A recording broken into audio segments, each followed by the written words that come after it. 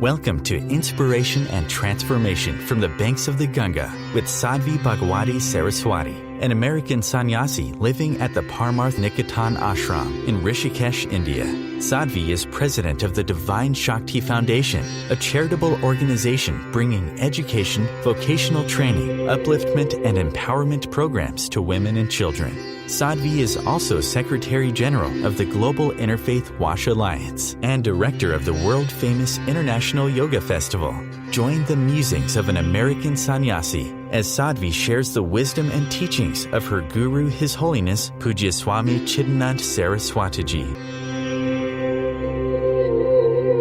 Welcome, everyone, to Inspiration and Transformation from the holy banks of the sacred Ganga River in the land of Rishikesh, India.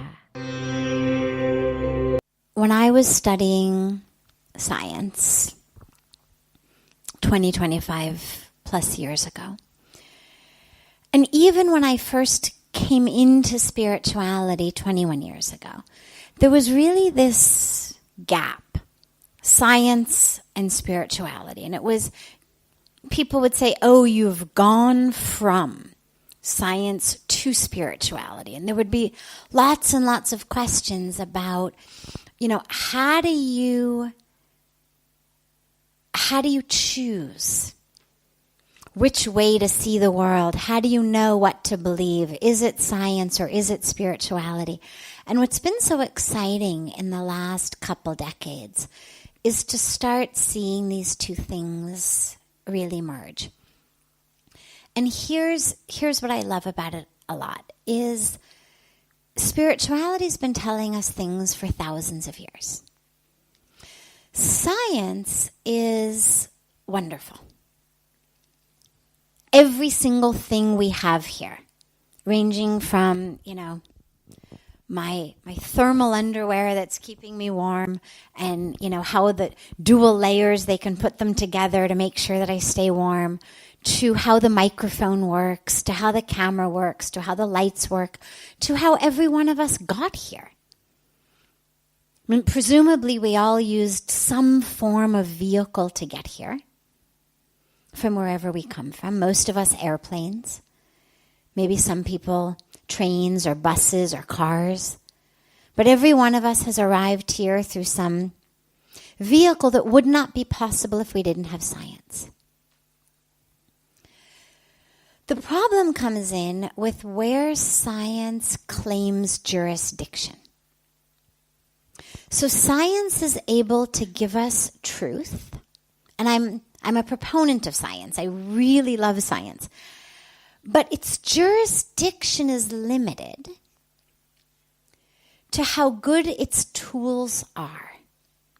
What I mean by that is, science can only understand things that its tools can measure. So our tools of science are microscopes and telescopes, low-powered, high-powered, electron. We've got all these different types, but basically something that makes something minuscule suddenly visible.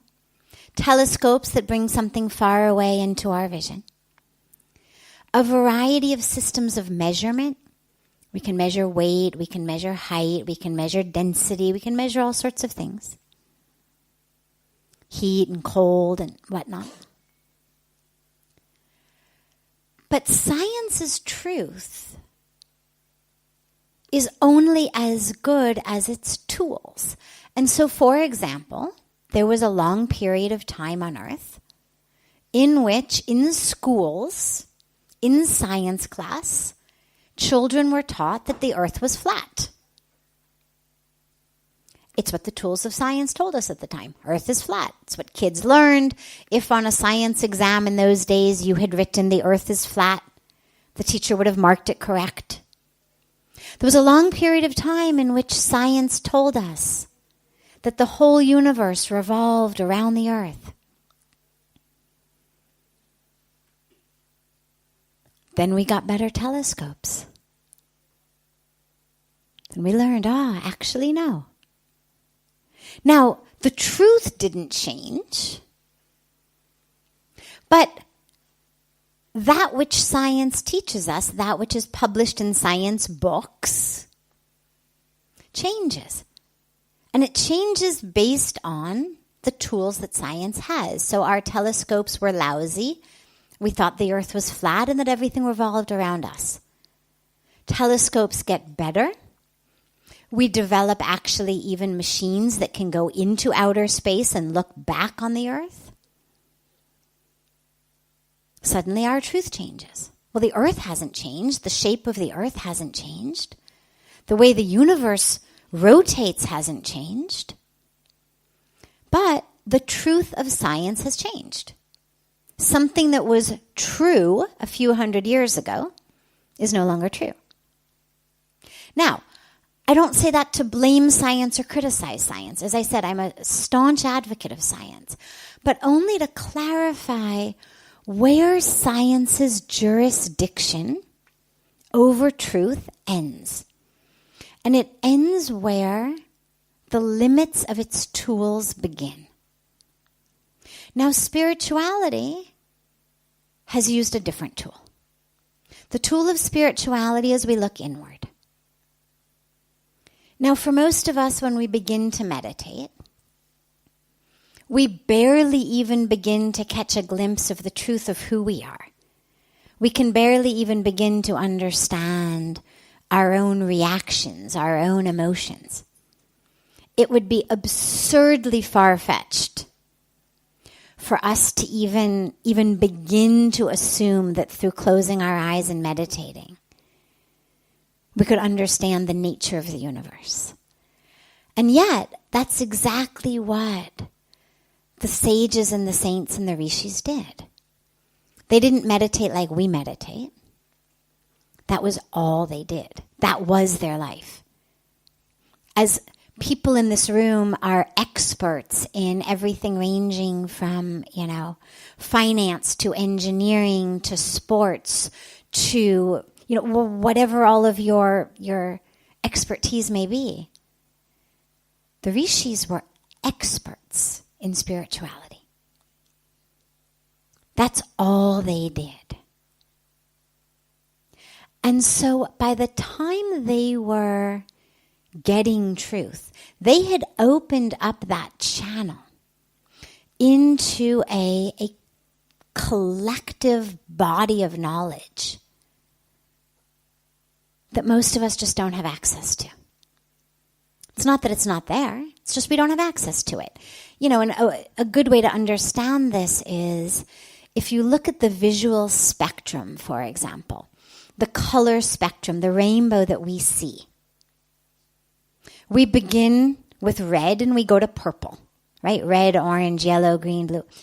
But there's actually colors on the spectrum, ultraviolets, infrareds, that our eyes can't see. Insects can see them. If you've ever seen a picture of how a flower looks like to a bee, it's actually amazing. We think, God, how does the bee know where to go, how to get... Well, on the petals of flowers look like runways for bees. We look at a flower and we think yellow. Whole thing looks yellow to us. Or orange, or whatever color our eyes see it. But if you're seeing it from the eyes of bees who can see a much greater color spectrum, there's actually runways on the petals of these flowers directing the bees like airplanes straight into the center. Mosquitoes can see heat.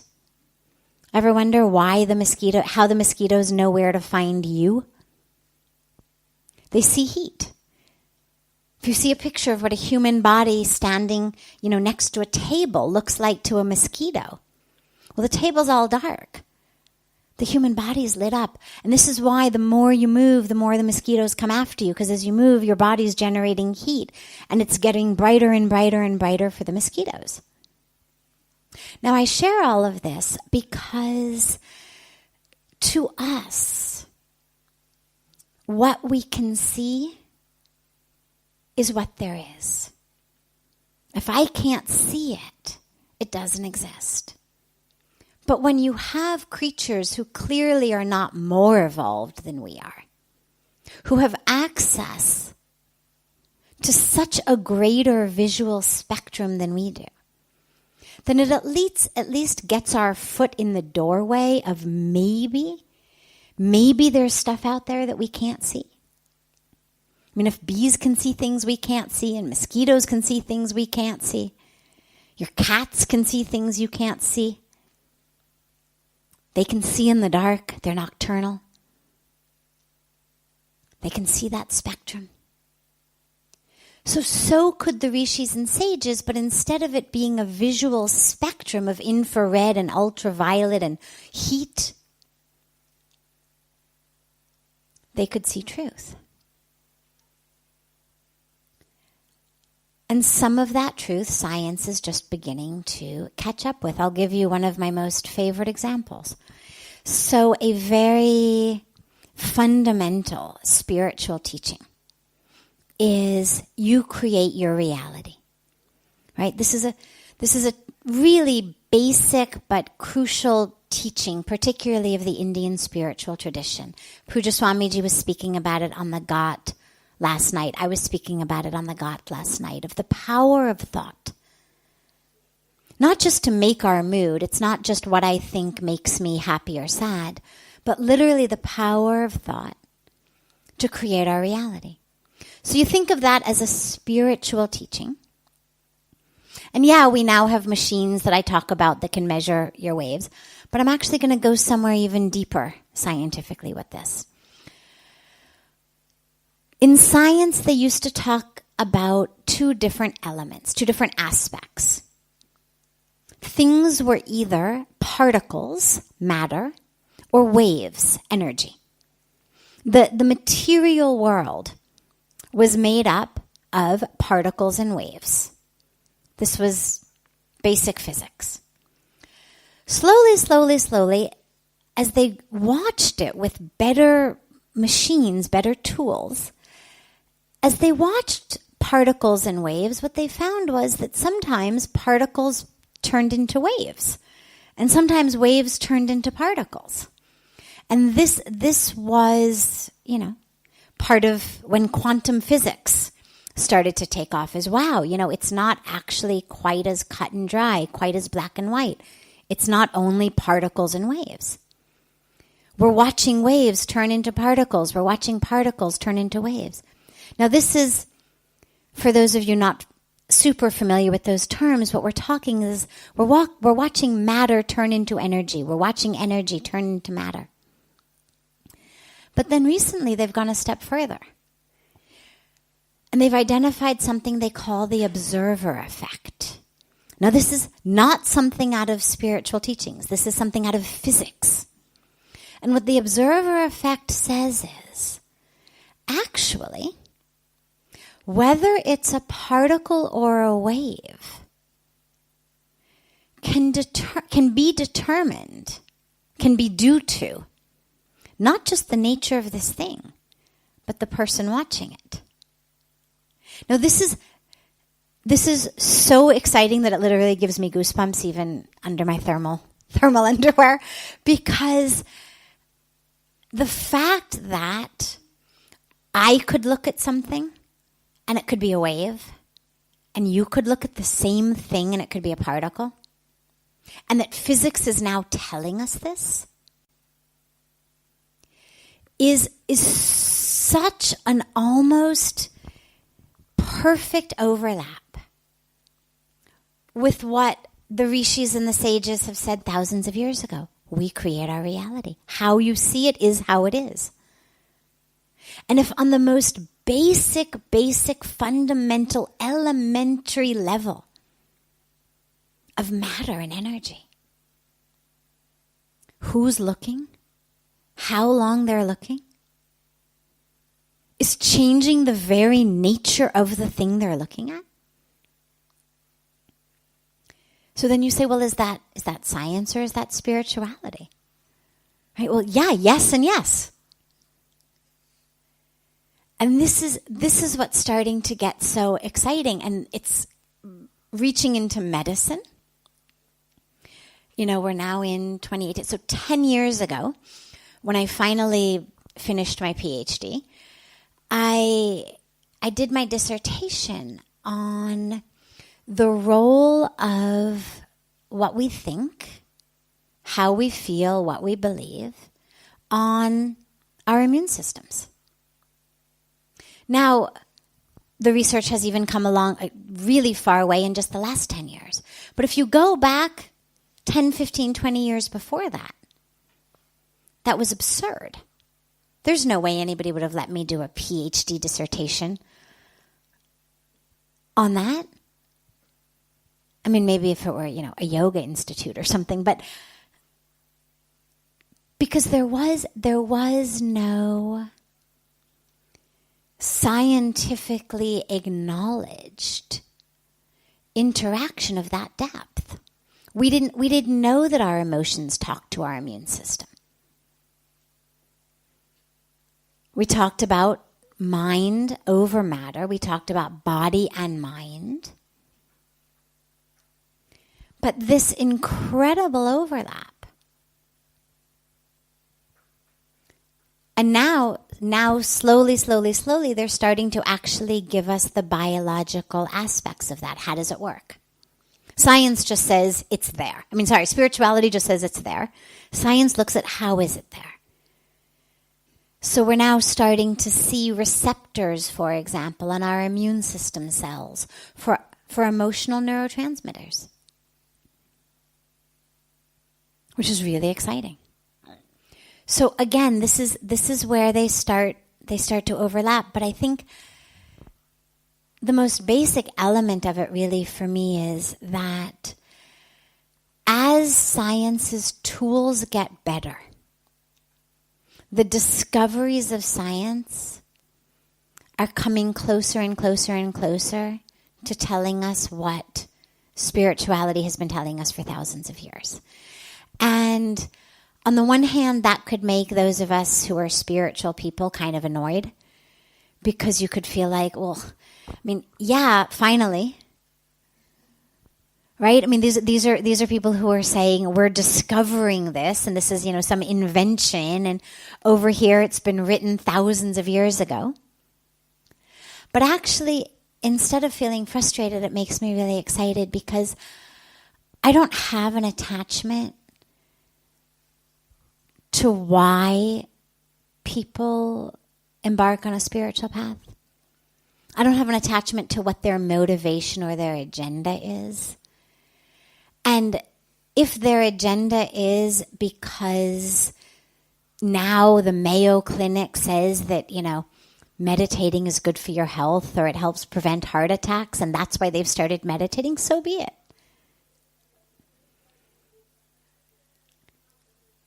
There's no scripture that I've heard of that says, you're a better person if you start meditating because you're looking for enlightenment than if you start meditating to prevent a heart attack. Point is, meditate, regardless of why you do it. Because even if you get into it to prevent your heart attack, the power of meditation is so much, it's going to take you there. It's like, people ask about yoga all the time. They'll say, well, doesn't it bother you that people just get into yoga to get fit? Or doesn't it bother you that people do yoga just to lose weight? And I always say, I don't care why people come to yoga. If we limited yoga and meditation to people who came to it because they were already on a spiritual path, we'd find ourselves constantly just preaching to the choir. Because these are disciplines that now the scientific world is starting to say, this is good for your health. This lowers blood pressure. And that people are getting into it for that has opened up the possibility of reaching people who otherwise never would have come to a spiritual path. And for us to begrudge them that feels ridiculous. let everybody meditate, let everybody do yoga, and whether they get into it because, their chiropractor or physiotherapist said it or their cardiologist said it, who cares? The power of yoga, the power of meditation as spiritual practices are so deep that they're going to impact you regardless of why you get in. So if your science is bringing you to spirituality, fantastic. You don't need to let go of the science. In fact, and I'll conclude with this. In fact, prior to coming to India, and even up until now, if I remove experiences I've had from my consciousness temporarily, the greatest evidence that I have for the fact that God exists is actually in science. Yes, I've been very blessed to personally have those experiences.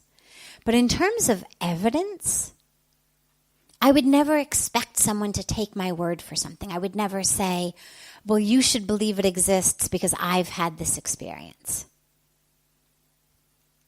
That's not, if you want to believe it because you trust me or you love me, well, that's great.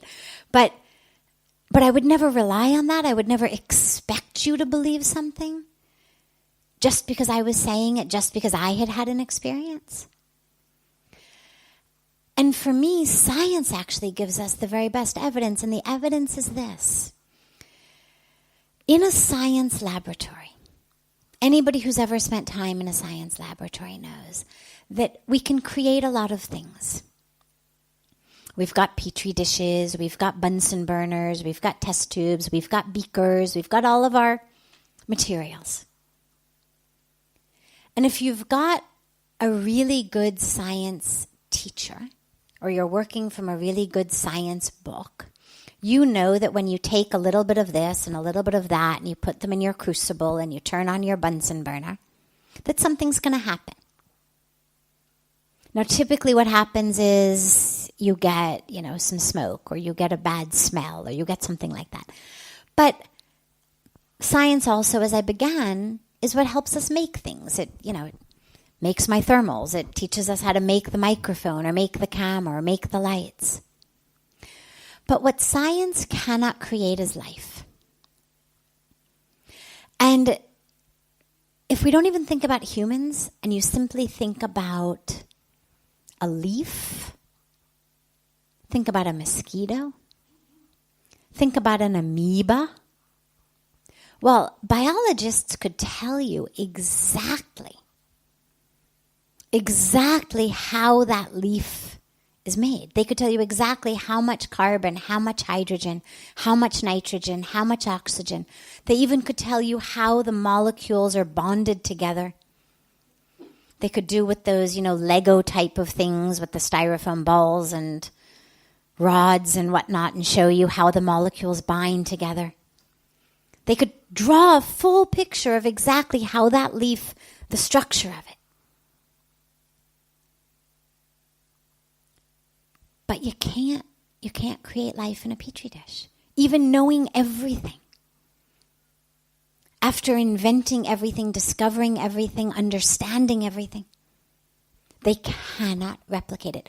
The very best that we've ever been able to do at the highest level of this biological science is cloning. So the best we can do is take something that already exists and simply replicate it. We cannot create life.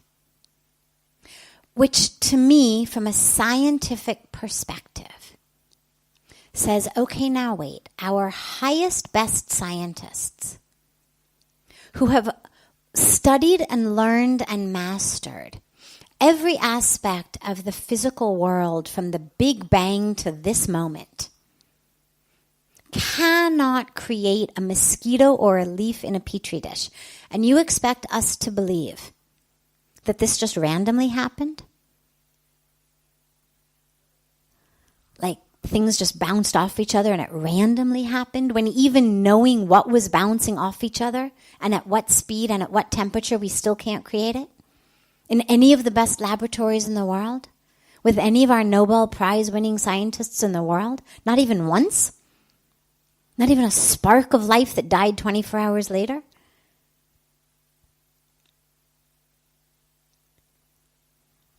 So to me, that for me has always been actually the greatest evidence. Not of science over spirituality or spirituality over science, but of the awareness that, yeah, there was a Big Bang. Yeah, there's been evolution. Yes, of course, all of this has evolved the way scientists say. But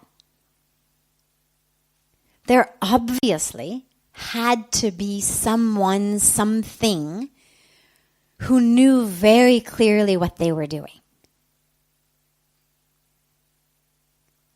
Some capital P planner who put this whole thing in motion. Because otherwise you don't get life. Life does not come randomly. We get genetic mutations, we get evolution, we get all of that, but you don't get life. And so if science, in my humble opinion, would simply take a deep breath and simply enjoy and feel proud of all of the domains over which it really has mastered things and really has understood things, and not try to claim jurisdiction over domains that it cannot understand simply because it doesn't have the tools. There may come a time when science can explain God, that our tools are going to get bigger and bigger and better and finer and subtler and subtler. There may come a time. But for science to claim jurisdiction over that which its tools haven't yet gotten good enough to see is as ridiculous as when we look back a few hundred years ago at, our scientists almost getting hanged for merely suggesting that everything might not actually revolve around the earth. That actually the earth might not be the center of the universe. I mean, we look back on that and we laugh. But it's such a perfect example of what happens when science refuses to take that deep breath and just kind of lessen its death grip on reality. To say, well, here's what we know with the tools we have now. But we're fully aware of the fact that tomorrow we may end up with better tools and have a completely different take on reality.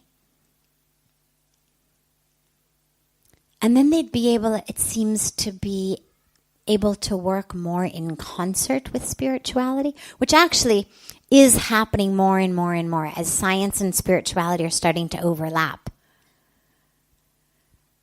They're starting to want to work more. I mean, they're starting to want to put all kinds of, electrodes on the heads of monks who are meditating and see what happens, and, which to me is great, because it means they're recognizing that there's actually a truth there. You're listening to OTR-FM, part of the IOM radio network.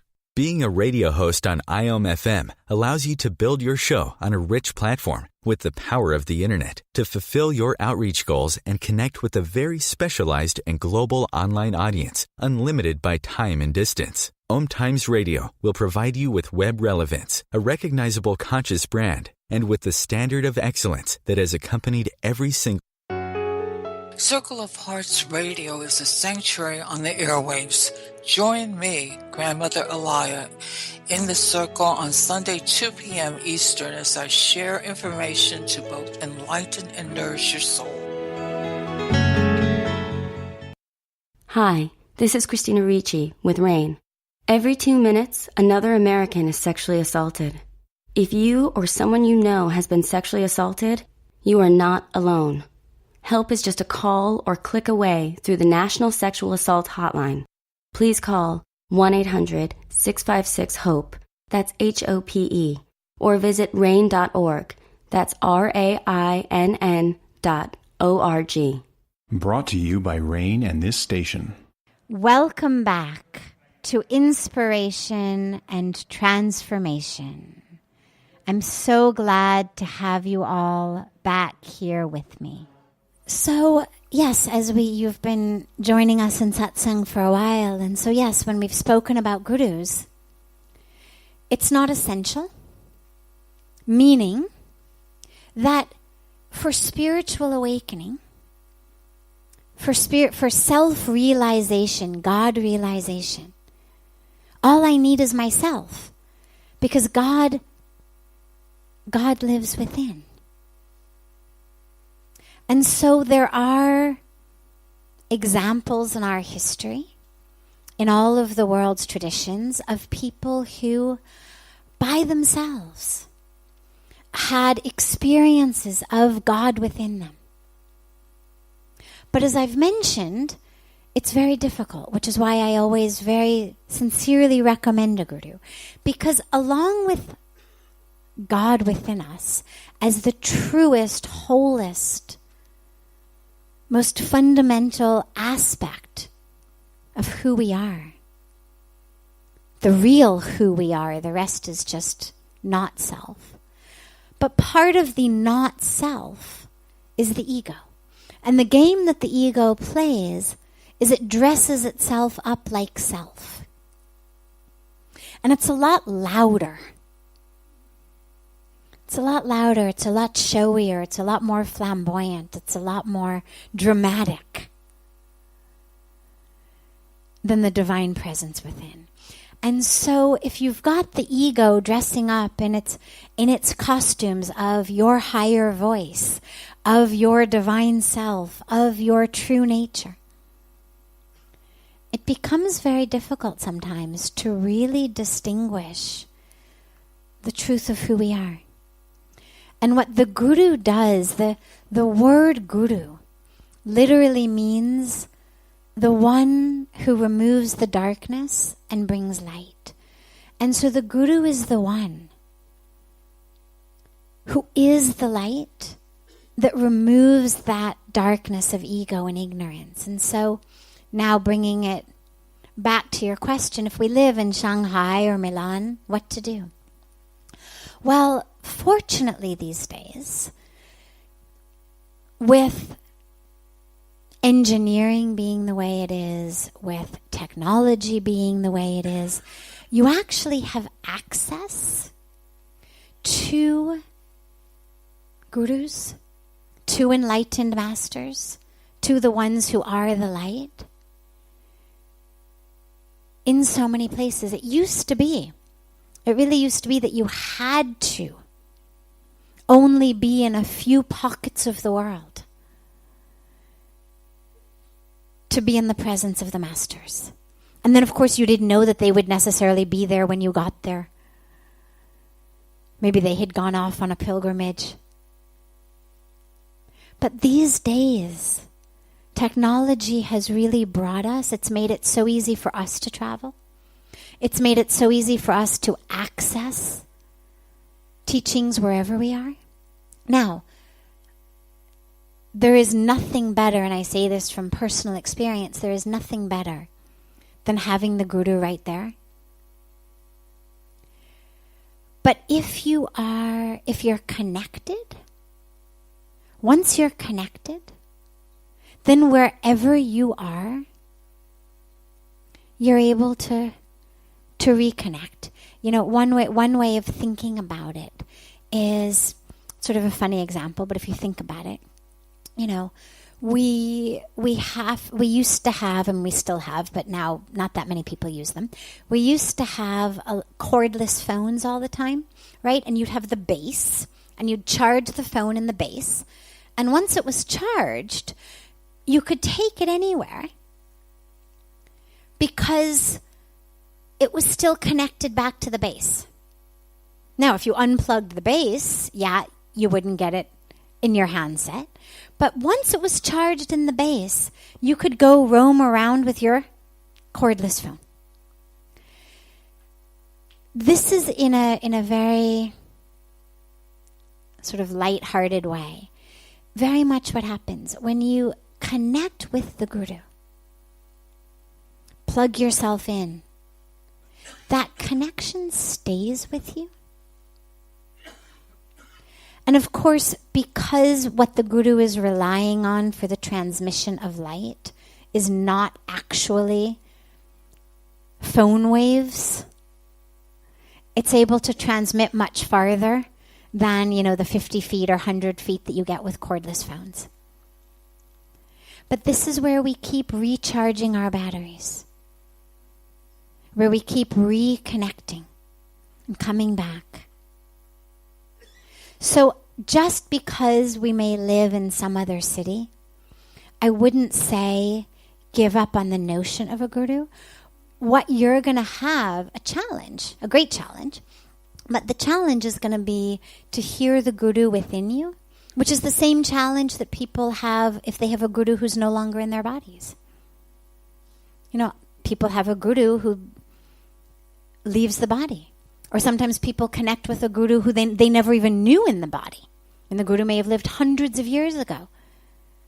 But they read a book by the Guru or about the Guru and connect. But that power is so strong that it transcends all of this. But the challenge then for you, where we are very blessed to literally hear the sound of the words of the Guru. The challenge that you get is to actually hear the Guru within you. To connect with that within you that has connected to the Guru in light. And all of this is very, very, very possible. So do not let go of the idea of a Guru. That grace is there for people all over the world. And again, if you can't hear the voice within, that's one of the really unequivocally beneficial things that technology has given us, is you can turn on the computer, you can turn on your cell phone and connect with a talk by the Guru. You can literally listen to the Guru's words if you can't hear them within. You can't see the Guru physically. You can't see the Guru in your inner eye. Okay. Turn on your computer. Open your phone. There's a picture. There's a video. So, there's so much these days in terms of the controversy about technology, but this is really one of the unequivocal positive aspects, is it's allowed us, those of us who want to use it to connect rather than to distract ourselves, the same technology can actually be used to connect very, very deeply. This is OTR-FM, part of the IOM radio network. OMTimes Magazine is one of the leading online content providers of positivity, wellness, and personal empowerment. A philanthropic organization, their net proceeds are funneled to support worldwide charity initiatives via Humanity Healing International. Through their commitment to creating community and providing conscious content, they aspire to uplift humanity on a global scale. OMTimes, co-creating a more conscious lifestyle. Do you have time to read that inspiring book or that blog post you've been meaning to get to? In your busy world, how do you improve yourself and keep your life going? I'm Lisa Kay, and my Between Heaven and Earth radio show can transform your life just by listening. Be uplifted with inspiring topics, positive stories, and ideas that really work. Between Heaven and Earth radio is conscious living for your soul, every Wednesday at 4 p.m. Eastern Time.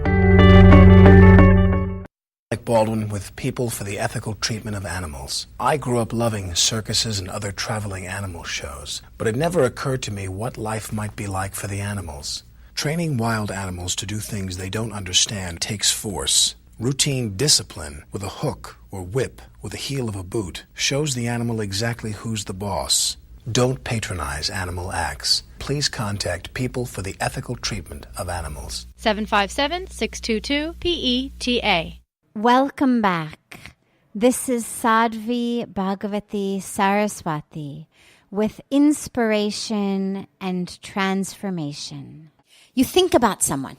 You haven't thought about that person in a really long time. You haven't seen them in a really long time. You think about them. Suddenly, out of the blue, that person calls you, shows up. Is that just a coincidence? So let me ask you a question. Let's say that there were an imaginary rope, okay? A string, a rope. And you were holding on to one end and I was holding on to the other end, okay? Just imagine that you and I each have opposite ends of a rope here, okay? And for a long time, we haven't done anything. We're just moving through our lives with this rope. Maybe it's tied on our wrist or something, or on our belt loop or wherever it is. And we don't even remember that there's this string. Then one day, I jiggle the rope on my side. What's going to happen on your side? You feel it, right? You feel the jiggle. So this is what happens. We're connected. It's not a coincidence. I jiggle my rope, you feel the jiggle. Now, you may not be able to articulate it as I felt a jiggle, because the rope is not physical or tangible. But these are the energetic bonds that hold us together. You know, how many people here are parents? Raise your hand if you're a parent. Okay. So anybody who's a parent here, have you ever had the experience of knowing at the exact moment that something was going on with your child, whether something physical, whether something emotional, but just knowing that was the time to pick up the phone and call? Anybody ever had that experience? Yeah. So this happens all the time. It happens with siblings all the time. But interestingly, it happens with twins even more. So the tighter the bond is energetically, and when you think about twins, you think literally they spent 9 months together in utero. So the bond on a deep, deep cellular energetic level is going to be very, very strong. All the time these sorts of things happen. So the more deeply connected you are to someone, the more that's going to happen. Chances are it's not going to happen with just some random person. But even with random people, we've got cords. And if you're sensitive enough, I mean, Pujya Swamiji tells stories all the time about, and I've witnessed it so many times, where he'll take somebody's name and they'll call, like before he finishes the sentence. And it's not a twin, it's not his mother, it's not his child, he doesn't have any children. In that case, it is really just a random person. But because his energetic power is so strong, his jiggling is so strong, that even if the string that connects you isn't that strong, the person on the other end is going to feel it because the jiggling is so strong.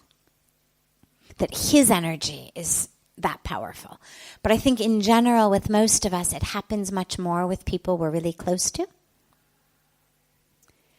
But yeah, we're connected.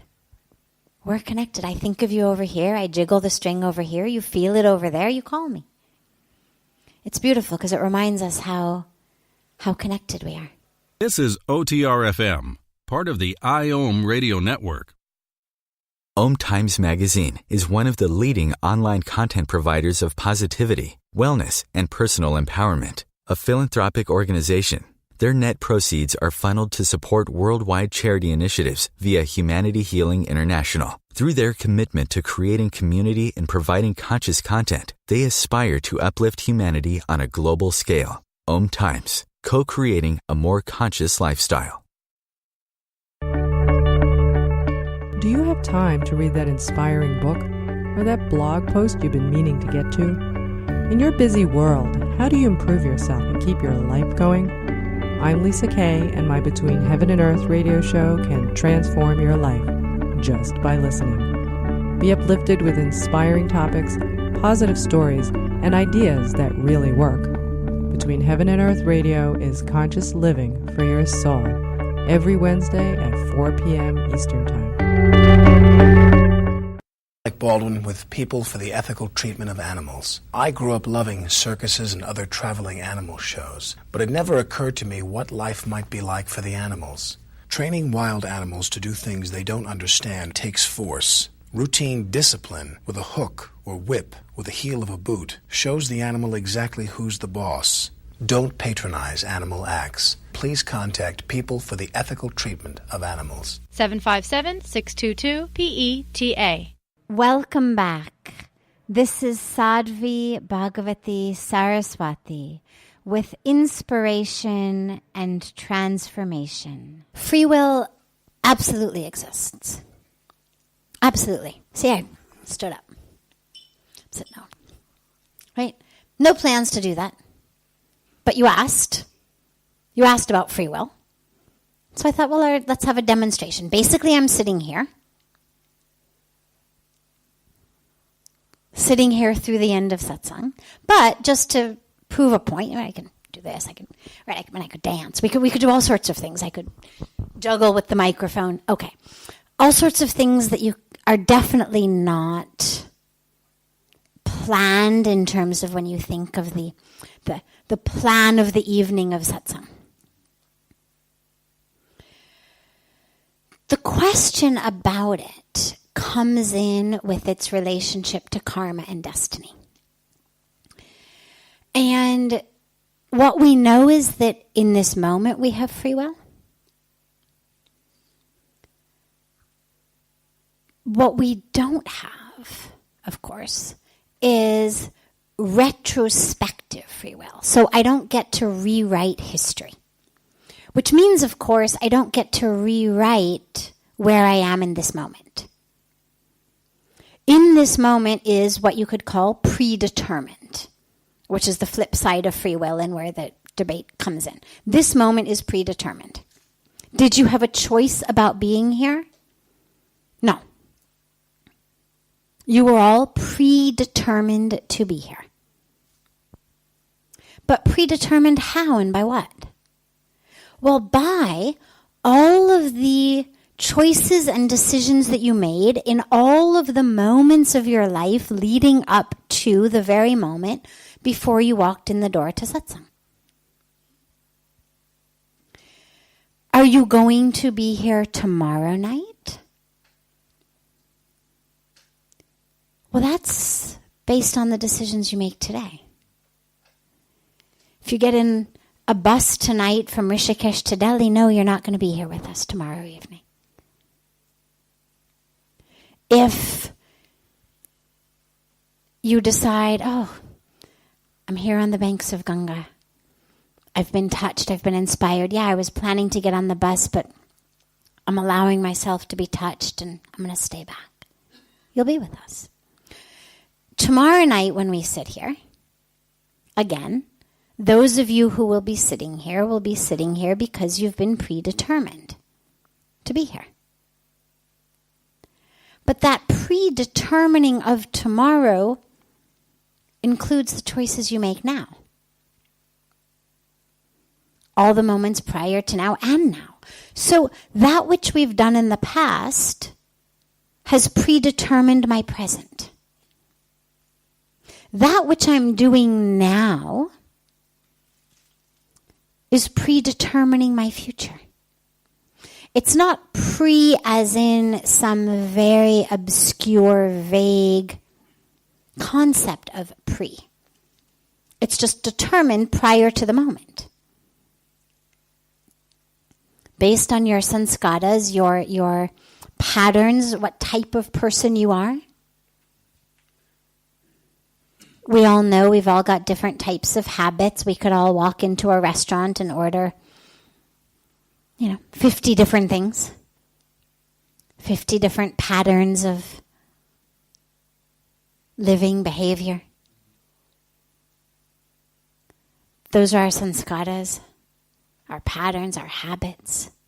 But we've also all had different opportunities. We have different sadhana practice. I mean, there's innumerable aspects that go into that predetermining, as well, of course, as your karma. So, for example, if yesterday, prior to arriving here, you robbed a store or a bank and you're running from the police, there's a good chance you won't be here tomorrow night anyway, even if you want to be, because eventually the police are going to catch up with you and throw you in jail. Now, tonight, sitting here, you may decide, I'm touched, I want to stay back. But you no longer actually have that free will because of the choice you made yesterday. You don't get to say to the police when they come to arrest you, but wait, I've changed my mind. I don't want to go to jail. I've been touched. I want to stay and listen to satsang. Too bad. You made a choice yesterday that's determining your tomorrow.